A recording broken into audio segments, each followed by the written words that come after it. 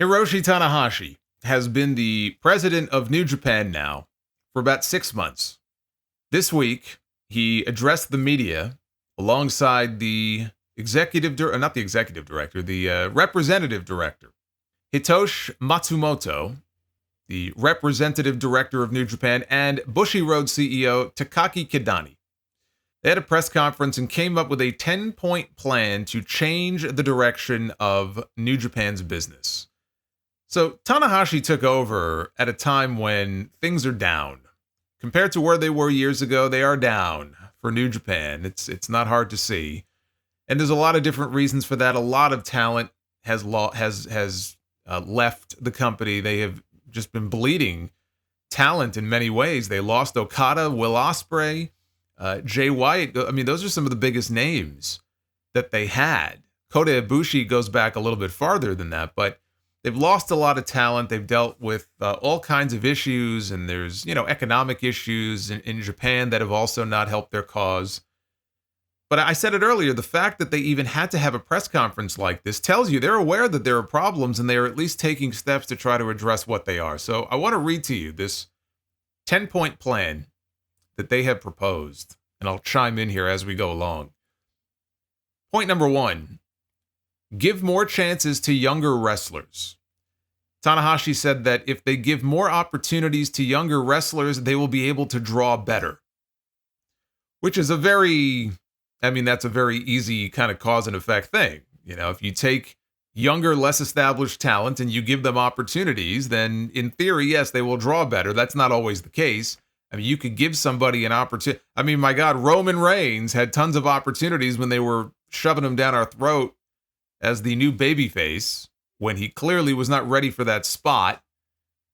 And I don't think it went exactly the way they wanted it to. It all worked out in the end, years later. But you can give someone opportunities. It's what you do with those opportunities. It's the matches, it's the creative. All of those things are important.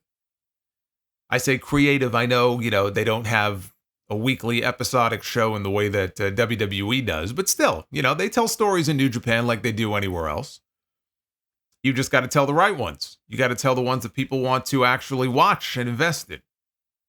But he said that you will see more young talent in prominent spots, and you will see more effort in discovering and developing talent. And he noted that he made his G1 debut, Tanahashi did, just 3 years into his own career. And he remembers there being a lot of critics at the time saying that him being in the G1 was damaging the G1 brand, the New Japan brand. He also noted that Okada was IWGP champion at the age of 23 and said he wants to push wrestlers in their early 20s from Japan, the US, and the rest of Asia. So nothing wrong with that as a first point. You want to be pushing younger talent. I think part of the problem is for so long they weren't doing enough of that. And that's kind of why also I feel like they're in the position that they're in now. Now, they have some really talented younger guys on that roster. You think of somebody like Shota Umino, and Yota Tsuji gets a lot of... And Tsuji, I think, is not... I don't think Tsuji is that young, but he's kind of a younger guy, I guess, who just hasn't been pushed at a top level yet. And I think he could definitely be a breakout star for them. But it just feels to me like they just waited too long to really invest in some of these guys and focus too heavily on outside talent, American talent, and just some of their older stars. You look at Tanahashi himself, you look at Naito. These guys are breaking down. Tanahashi more than Naito, plus he's older. But you focus on that for too long, you put all your eggs in that basket, and eventually it's going to catch up to you. And I think that's part of what they're feeling right now. So I think they absolutely have to give more chances to younger talent. Point number 2, elevating the status of the championship belts. He said he wants to clarify meanings for the different titles and announced in specific that going forward, the New Japan Strong men's, women's, and tag team titles will only be defended in the US. And he also wanted to make sure people see the IWGP World title as the peak title. Takaki Kidani brought up that the company's popularity peak from 2017 to 2019, during that time, they had 7 championships, and now they have 13. And even hardcore fans probably can't name them all.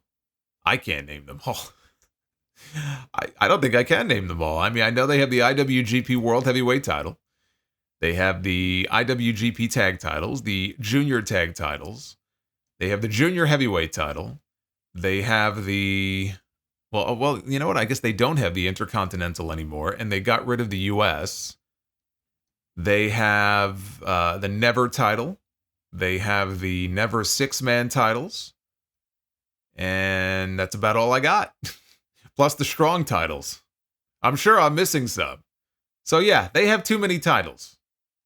But he said that the fans have to know what each title represents, why it's there, and why it matters. He said that the Strong belts could be defended on Wrestle Kingdom, but the rest of the time they would be defended on US shows exclusively. I think that's fine. I mean, New Japan is hardly the only promotion that has just gone crazy with the number of titles. And just, you know, in general, the more that you add, and this is the case even, frankly, if you have a number of titles that isn't necessarily crazy, but the more that you add, it does diminish the ones that you already have. And when you put together these shows, and you look at any AEW pay-per-view, right, and the in-ring quality is always top-notch on those shows. They put on the best pay-per-views most of the time from a match quality perspective. But when every match on the card virtually is a title match, then what does it really mean? You know, it used to mean something when you would look at a card and you would see the title match was in the main event, and maybe you had, you know, one other one and then a tag match. If it was a card of 8 matches, you maybe had 3 title matches tops. And it just meant more that way. When you have a card that has, let's say, 8 matches, 10 matches, 12 matches, and the majority of them are title matches, I feel like it diminishes all the titles. And that's not just a New Japan issue, that's a wrestling issue in 2024. Number 3, reducing and eliminating outside interference. Tanahashi said that it's something that has stood out in recent months, and going forward, they will be taking a much stricter stance. He indicated getting personally and physically involved. When asked if this is about House of Torture matches, I'm looking at you, Evil.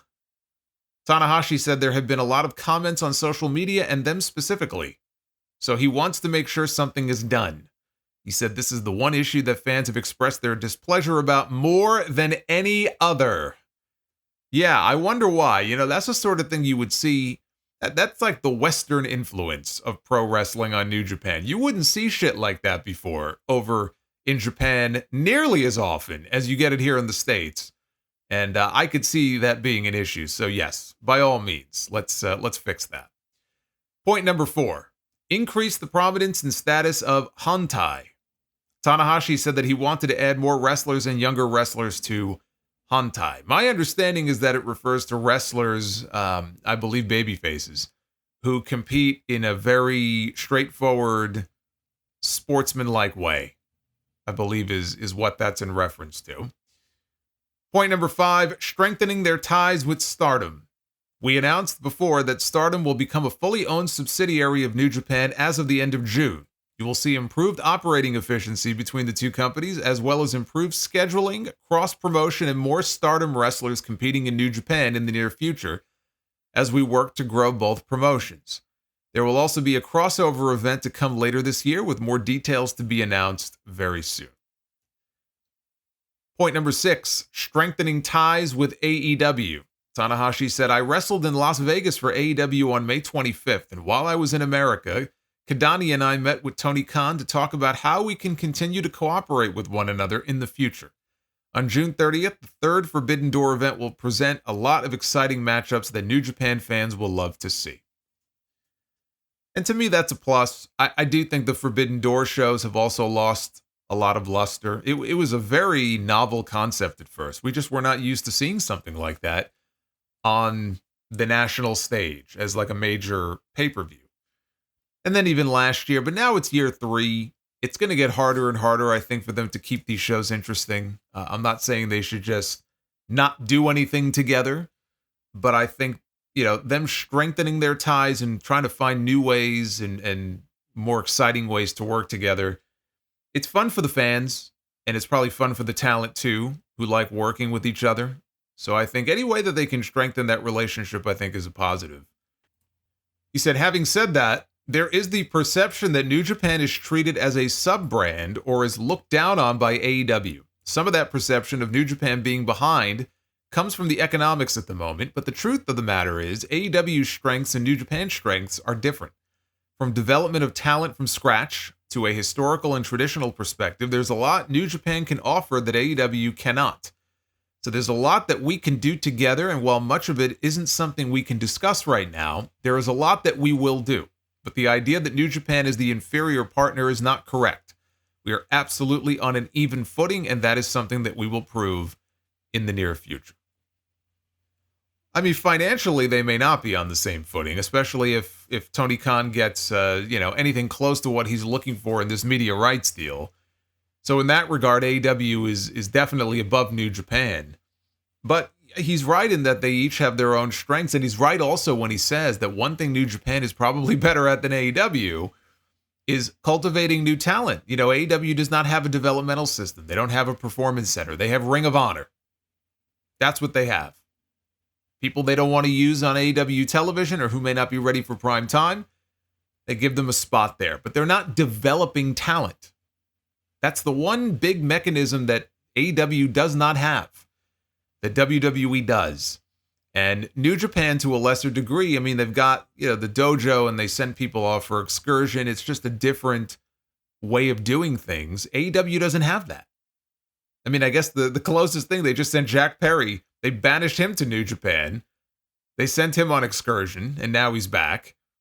That's the sort of thing they need to do more of, and that could be part of this relationship with New Japan. Take more talent, not just Jack Perry, but take other names that Tony Khan has big plans for in the future. They just need some more seasoning, or maybe they're just not being used because there's no obvious spot for them right now on TV. So you know what? Hey, Tanahashi, I got somebody that you would like to use, and ship him off to New Japan for 6 months. Maybe they build up a name there. I'm sure New Japan would love to get somebody. I'm just throwing a name out there, okay? This is not going to happen. But let's just say Ricky Starks. If Tony Khan did not already know that he's probably out the door, which is why he's not being used. If he had Ricky Starks and truly did not have any plans for him and didn't know what to do with him and had no room for him on TV, why not take a talent like that? Ship him off to New Japan. Let him work there for 6 months. Maybe he makes himself a bigger name. Gets a buzz going. By the time he comes back to AEW, now they have a spot for him. Now maybe he's a bigger name than he was when you first shipped him off there. So it's not going to be Ricky, but if he has people on the roster like that, why not make use of the relationship? It could be mutually beneficial that way. We already know why it's mutually beneficial for New Japan to be working with AEW, because they get access to people like Bryan Danielson. Jon Moxley is their IWGP champion right now. He takes that title everywhere he goes. And whether you like Moxley or not, he is still one of the bigger names in the business right now. Eddie Kingston, they had Kenny Omega on the Wrestle Kingdom show for the first time in 3 or 4 years at least. So we know that it is beneficial for New Japan to have access to those people for Wrestle Kingdom and for special shows they may do here in the US when they're trying to sell tickets. Like they did with Moxley when he beat Naito for the belt that was in Chicago. Point number 7, improving the live fan experience. We want fans to have the best possible experience out of the ticket they purchase, and to improve that, whether through adjusting pricing or the number of ticket tiers available, as well as tiers with special bonuses. I also think we can do a lot to improve the fan experience outside of the matches themselves, like special food menus at the venues. There are fans that have supported New Japan for a long time, and there are brand new fans as well. It's important that we meet the customer's needs in that regard in terms of pricing and other areas. For example, with the G1 Climax ticket details just being announced, having ladies' seats for female fans, whether to put 2 or 4 people in a box, etc. Number 8, improving New Japan World. Tanahashi said, "We would like to apologize once again for the bugs and issues that have come with the relaunch of New Japan World and the trouble that has caused.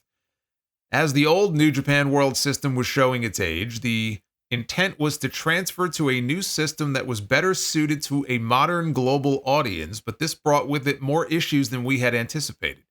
While the live viewing experience has much improved since the relaunch, there is still instability.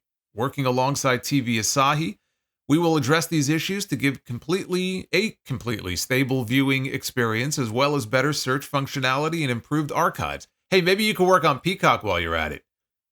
Maybe TV Asahi can work on Peacock too, and work on some improved search functionality. I've been waiting fucking 5 years for that. Number 9, improved treatment of personal information. Matsumoto said, in April, a list of fan club members' names and dates of birth stored on a USB memory stick was lost, causing a lot of trouble and distress to fans. There were no addresses, contact details, or payment information on the device, and the information on board was encrypted.